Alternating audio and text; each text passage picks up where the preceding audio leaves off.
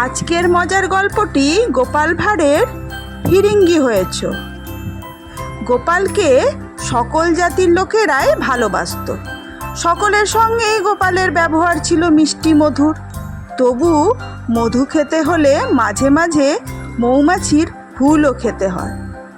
গোপালের এক ফিরিঙ্গি বন্ধু একদিন গোপালকে জিজ্ঞেস করলো, আচ্ছা গোপাল ভাই, কাশিতে মরলে লোকে শিব হয়, ব্যাস কাশিতে মরলে নাকি গাধা হয়? গোপাল মাথা নেড়ে বলল, আমিও তাই শুনেছি, কিন্তু কেউ যদি কাশি আর ব্যাসকাশির মাঝামাঝি জায়গায় মরে, তবে সে কি আধখানা শিব আর আধখানা গাধা হবে? গোপাল বলল, এ সোজা কথাটা তোমার মাথায় ঢুকছে না, যা হবার তাই অবশ্য হবে। এই তোমরা যেমন মাঝখানে মরে ফিরিঙ্গি হয়েছ,